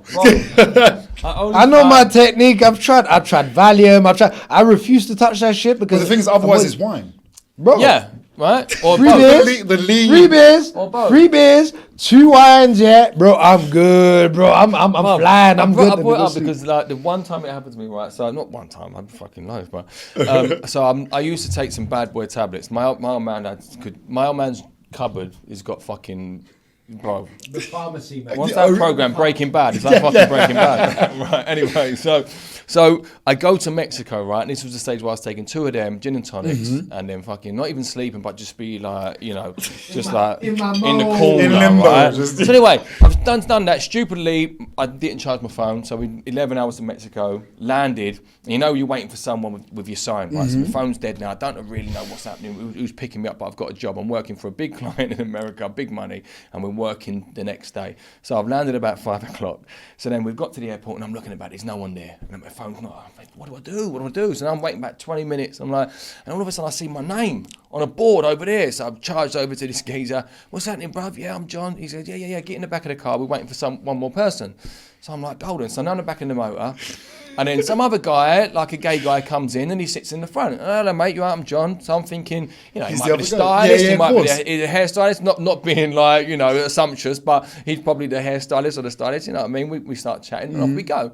So we were like, West Mexico here. So we start driving and half an hour in, we're having a chat, and I'm thinking, this geezer's not working with me from the conversation. Yeah. So I'm like, so what are you doing, mate? Like, are you on the shoot or not? He's like, what shoot? I'm like, where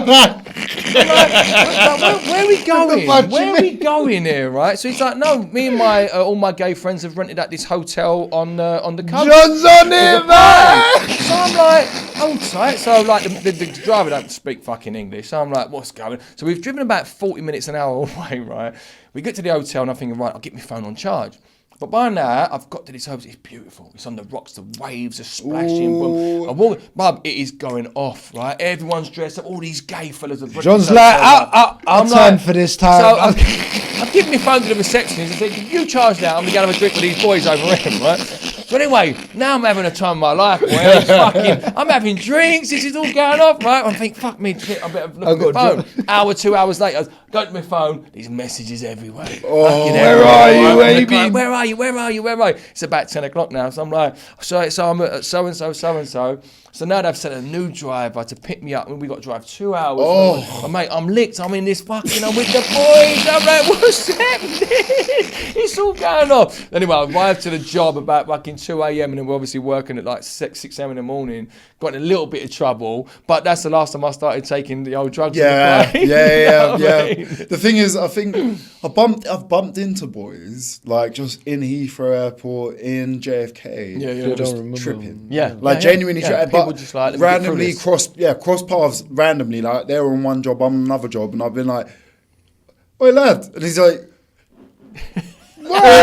Just eyes, pupils like that. It's like, where have you come from? Where so you going? much. Yeah. You on your way to or from a job? It's like from. Usually it's from. So you're like, all right, one I'm time. from, that's but two. right I was now like, I'm on the journey, bro. Right, you travel so much, man. You just got to get through that. You do, flight you somehow. do. There's been times actually where I've missed flights, and that's upsetting. Have you missed flight? Missed a flight from Australia. That was upsetting. Oh, Yeah. how did you miss it? Bumped into someone. So outside no, the I airport. want to know what happened that night. Was it? Yeah. No, was it wasn't. drink and It booze wasn't. or It something wasn't. else? It wasn't a drink. What happened was, I was outside airport in Sydney, and there was another guy outside who looked British. So we had a little chat, smoked a cigarette together, and I was like, "You flying back to London?" He's like, "Yeah." I was like, "I'm flying back to London." I was like, "Sweet, let's go get a drink." Went inside the What airport. flight you on? Yeah, 9 o'clock. This is 8 o'clock. It's cool, man. That was the thing. You never said times. So anyway, I was like, "What airline?" He said his. I said mine. I was like, "Okay, cool." Went to get a couple pints. Only had a couple pints, and he was like, "Oh, it's time to fly." I was like, "I'll come with you." Anyway, got to his gate, sat down, started looking at the little thing. and I was Wait, like, hold on. Just for our listeners, couple pints in English, yeah? Is not two. I got to the gate, and I looked up, and I was like, it says my airline, but it's switching between airlines. And I was like, that is not my time. Check my phone, 13 missed calls. I was like, what the hell? Called them back. They were like, hello, Mr. Robertson? I was like, yes. They were like, we're just calling from the gate. Your flight's taken off, but we've got your luggage. I was like, oh. Turns out we had the same flight going to London, but it was just two different gates. Two different airlines, everything. He's like, bro. I've done it once where I missed a flight, but I'm on my sofa watching TV in my pants, right? Fucking whatever. And my phone's there. And it went, boop, boop. Your flight is boarding. It's kind of Fucking supposed to be tomorrow, isn't it? I was like, ring on, listen, I'm not making that flight, boy. No, I've had that so many times, mate. Next in Antigua. Had that was Sasha's birthday. Well, we're having a drink. Though, no, bro, we're having a drink at it was Sasha, my brother Sasha Bay, lovely guy, amazing guy. Having a birthday at my bit. Everyone's there. We're having a drink. Cool. Lonica calls. TG, you ain't made your. Where are you? I'm in London. Sasha's birthday. It's supposed to be in Antigua, TG. Oh. What do you mean? What do you mean? I thought I was leaving tomorrow. No, you land today. You land today as well. My bad. I'll grab the next one. No, that's naughty, bro. No, the times, mate. So, talking about crazy trips. Yes. What is the craziest trips, like the craziest story you have that in memory? In memory, like one time where you're like, whoa, that was a mad night. Morocco. Where? Morocco, Marrakesh. Marrakesh, but what happened was we were on a shoot. We finished. For people that don't know, when I went anyway, it wasn't the most popular place to get alcohol in clubs or whatever. Still isn't, but it's moving a little bit in that direction. When we went, there was nowhere apart from the casino. So we went to the casino and basically people wanted to get on it. So me, like an idiot, we had a few drinks. That part of the bar was empty, by the way. It was like booths everywhere. We could sit wherever we wanted. So I understand no one drinks. Anyway, we went in, we had a drink, we had a sit down, and then basically they wanted to get on it. So they were like, who's gonna, ask around? And I was like, me. Like little happy, like 23-year-old. Go to the police officer. Have you got beer? Dude, I'm not even joking. I was such an idiot that that's what I was doing around the casino. I was like, sorry, can you get some? Could you get some?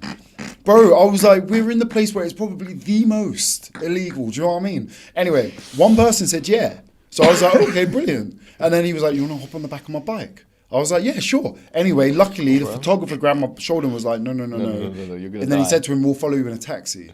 Got in a taxi, halfway down to in middle of nowhere, we were like, wait, we haven't got any cash for it. Had to jump out, went to the cash point, got some cash, kept going. Half an hour from this casino into the desert, basically. Jump off at this crossroad, and a guy's there on his bike. He's like, wait here. Taxi drives off, no one around, dust on the road. Street lights scattered. like genuinely. And you're like, one flicker in, you're just like, I looked at him, I was like... O'Shea's looking at himself going like... We messed up big time. O'Shea's looking at himself going like, I could look like a local, I'm okay. 15 minutes goes by, nothing. I was like... Oh, shit. Anyway, guy luckily comes down, hands it to us. We were like, thank God. He's like, I can drop you back. We were like, nah. No. Like, just get us a taxi, and that is it. Got back. The producer and everything were just like, oh my God. We were so worried, not even about the photographer, about me. They were like, we were so worried. I was like, why? They were like, you didn't tell us where you were going, blah, blah, blah, blah. And I was like, I am so sorry. I would never do that again. When did you find out you were more important than the photographer? No. I always walked on set thinking the photographers were the ones making the dough. I always did. And then me was Lee. Lee Strickland, who came and one day I was like, fucking hell, man, but you photographers make that's like, mate, I make less than you. Like, what do you mean I make less than you? I was like, only the big photographers, but on most sets the models would make the most. Do you know what it is? What I've realised is on the bigger campaigns, the photographers tend to get more days. So say, for example, you're shooting a 10-day shoot. Like you're doing a H&M campaign. We're flying for 2 and we're out. Exactly. Yeah. So we'll get 2 very high day rates for those 2 days. Yeah, but we still get paid more than them. I don't think so over that whole term, because don't forget they'll get the budgets for equipment, they'll get a budget for assistants, they'll get budget for their time. The smart ones rent out the equipment. We'll talk about that later. This is another business idea. It's another business idea.